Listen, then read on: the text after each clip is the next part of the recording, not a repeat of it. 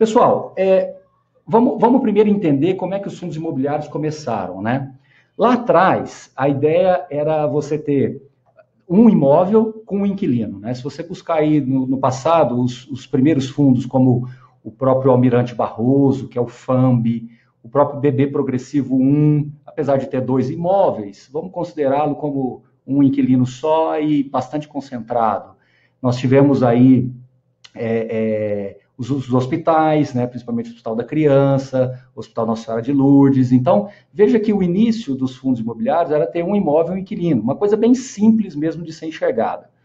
E depois, a gestão passiva era realmente o que mais se falava naquela época, ou seja, eu comprava um ativo imobiliário e a gestão era puramente passiva, porque só fazia a administração do fundo, só fazia o recebimento dos aluguéis e o repasse para os cotistas. E o investidor era muito focado em renda, então ele olhava, poxa, é um prédio alugado para o Banco do Brasil, alugado para a Caixa Econômica, perfeito para mim, está ótimo, vamos ficar desse jeito mesmo. Ele só queria saber da renda. Aliás, naquela época era muito comum se confundir fundos imobiliários com renda fixa, justamente porque tinha essa preocupação aí de receber os aluguéis em dia. Mas aí as coisas foram mudando, você teve a isenção de imposto de renda, alguns administradores começaram a ficar mais atentos a todo esse processo e foram evoluindo. Então, o que nós vemos hoje é uma tendência natural para fundos multiativos e multi-inquilinos. Então, se a gente observar aí os fundos que estão nascendo aí nos últimos 2 anos, 3 anos, a ideia é buscar realmente uma pulverização maior de riscos e de ativos. A gestão ficou mais ativa, então a ideia é cada vez mais agregar valor, gerar alfa para o investidor, trazendo retornos acima da média e não se contentar única e exclusivamente com a renda. Muito embora isso seja reflexo de um investidor mais diligente e mais ativista, né? Os investidores hoje estão mais preocupados com seus fundos imobiliários, existe uma vigilância maior, né? Na verdade, eles viraram vitrine, né? Os administradores e os gestores, eles viraram vitrine, eles estavam acostumados com um formato de fundo em que o investidor mal sabia qual era o prédio, né? Eu já conversei com investidores mais antigos e era comum você não saber nem qual era o prédio, que você se preocupava com a renda. E hoje as pessoas passam na porta, vê uma janela quebrada, vê alguma coisa, já está mandando foto, já se preocupa, e isso é importante porque fez com que os gestores se mexessem mais.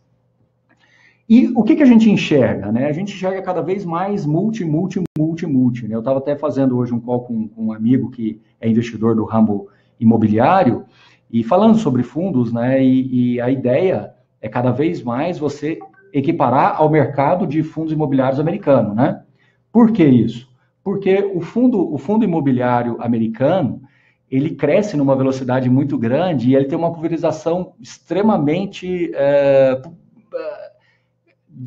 a diversificação deles é muito mais estratégica, não é uma diversificação pura e simples. Eles olham o desenvolvimento das regiões, eles olham a amplitude do mercado local e acaba buscando ativos que possam agregar valor no longo prazo. E a gestão é muito mais participativa, as pessoas estão mais envolvidas, os cotistas são mais envolvidos, muito embora você tenha fundos de pensão que sejam cotistas relevantes desses fundos, então eles são muito participativos, né?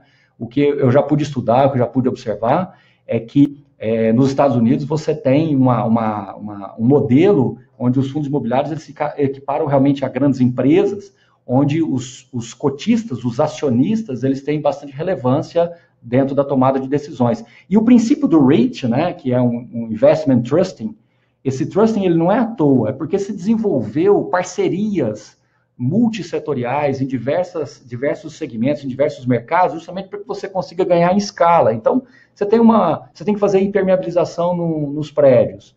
Você não vai ficar contratando empresas diferentes, buscando cotações diferentes. Você fecha uma parceria com uma empresa, né, e você acaba fazendo com que aquele serviço possa ser replicado em vários imóveis presentes no fundo. Então, você ganha escala, consegue um preço melhor e desenvolve de uma maneira muito mais participativa, isso daí dando ainda mais transparência para esse tipo de situação. E o investidor ficando cada vez mais qualificado, mas qualificado literalmente, né? Porque qualificado dentro da instrução do CVM é aquele que tem mais de R$1 milhão. Muitas vezes eu percebo aqui no Brasil que você tem investidores com R$1 milhão, mas que não têm conhecimento. E eu penso que no futuro a ideia é você ter realmente um investidor qualificado de fato, né? E que você possa ter pessoas que investem em fundos imobiliários, mas saibam realmente o que está fazendo. Isso é importante. Bom, outra questão importante são essas fotinhas aí que são fotos reais dos prédios, né?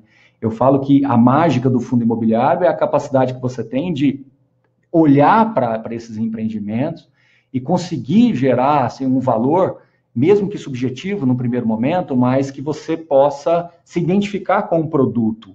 Isso, às vezes, é muito difícil dentro de outras classes de investimentos, e no fundo imobiliário isso fascina. De tudo que eu tenho conversado com os investidores novos, o que mais os traz para esse mercado nosso é justamente a capacidade de enxergar assim, uma tangibilidade dentro do produto, né? Você consegue olhar para tudo isso daqui e mensurar a perenidade desses investimentos, a capacidade desses ativos de gerar renda. Então, eu coloquei aqui bem pulverizado, eu coloquei de hotel, né, o primeiro aqui do Square Faria Lima, coloquei do Parque Dom Pedro, coloquei o Eldorado aqui no centro, o Hospital Nossa Senhora de Lourdes, lá embaixo o galpão do Louvreira, né, que é o GRLV, alugado para a Ambev, e aqui à direita a clássica foto aí da Ponte Estaiada, onde nós temos o Tower Bridge e o Torre Norte.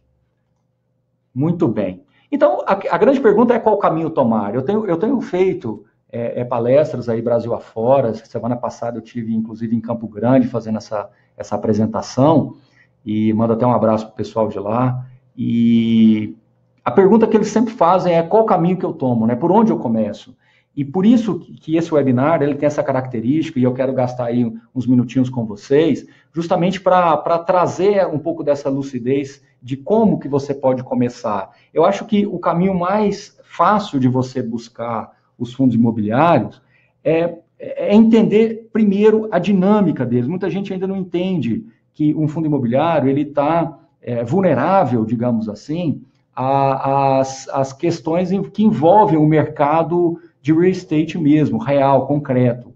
Então, vacância, renegociações de aluguéis, tanto para cima quanto para baixo, novos empreendimentos que podem entrar no portfólio, empreendimentos que podem sair do portfólio, isso tudo faz parte desse universo todo. E o investidor, muitas das vezes, ele se guia única e exclusivamente pela renda. Então, é uma coisa que cada vez mais você tem que procurar ficar longe. Porque quando você olha só a renda, você pode cometer erros assim primários que pode te custar muito caro lá na frente. Então, o primeiro caminho é você entender o que há por detrás de cada um desses fundos, quais são os imóveis e quais são os inquilinos.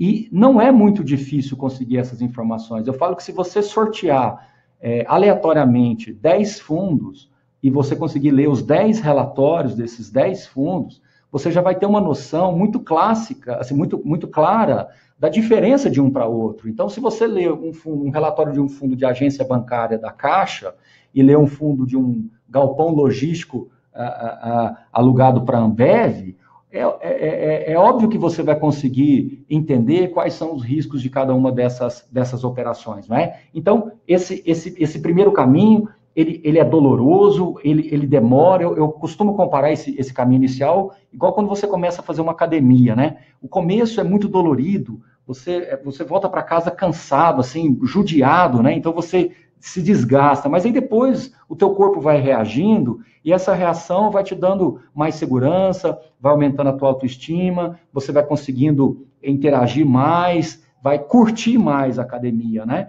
E aí vai chegar uma hora que, se você não for à academia, o sentimento vai ser de culpa. E eu acho que em fundo imobiliário é a mesma coisa. Num primeiro momento vai ser doloroso, vai ser difícil, você vai acreditar que às vezes é tudo muito parecido, mas aos poucos você vai se acostumando e vai vencendo essa barreira. É só realmente uma questão de tempo, né? Então, eu coloquei aqui uma prática reflexiva, porque a primeira coisa, assim, né? O primeiro passo que você tem que dar em direção a investimento é entender a diferença do que é patrimônio e o que é investimento.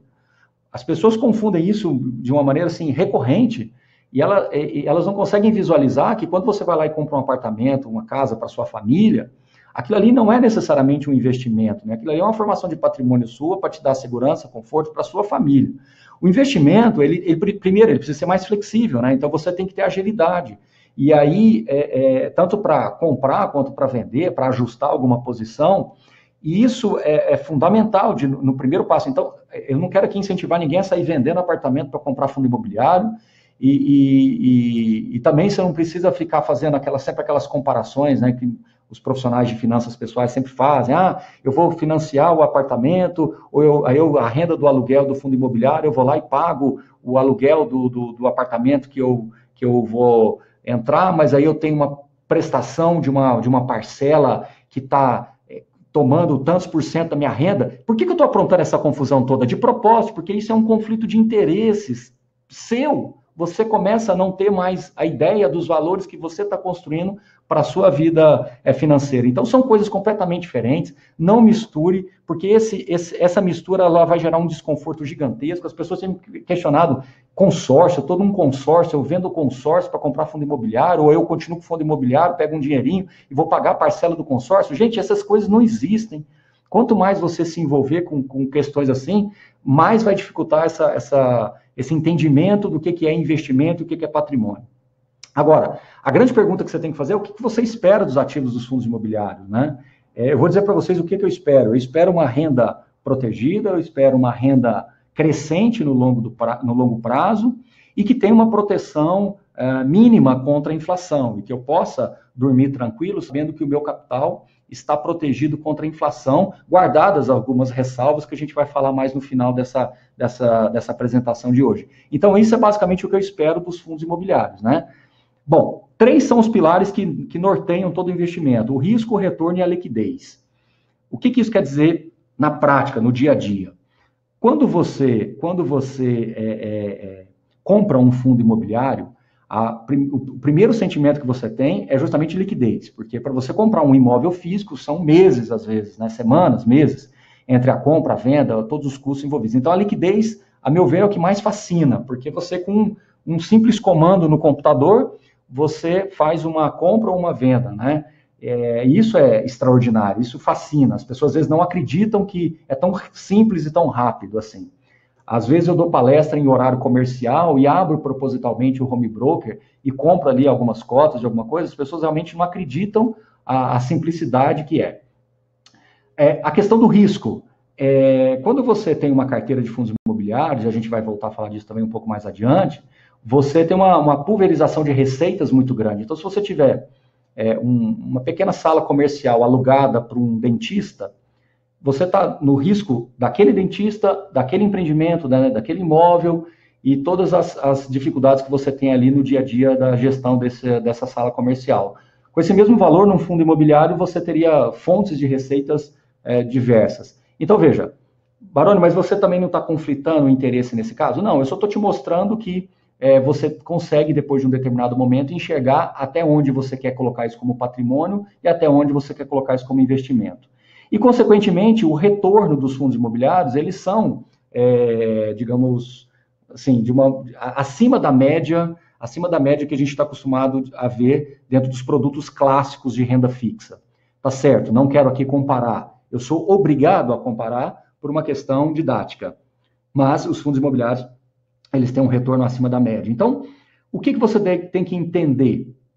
Que a liquidez hoje evoluiu muito, né? Em 2010 nós éramos 2 milhões de reais por dia, e hoje nós temos 31 milhões de reais por dia sendo negociados aí dentro do mercado secundário, o mercado da Bolsa, né? Da B3. E os riscos, eles estão cada vez mais conhecidos. Eu não diria que os riscos são óbvios, eu só diria que os riscos são já conhecidos. A gente já sabe o que acontece com um galpão vago, o que acontece com um shopping que tem uma vacância ali um pouco acima do saudável, né? Porque existe uma vacância saudável dentro dos shoppings. Quando ela sobe ali um pouquinho, a gente sabe o que acontece. A gente sabe o que acontece dentro de um escritório vago. Então, hoje, o risco já é muito mais conhecido. Então, facilita bastante a tomada de decisão.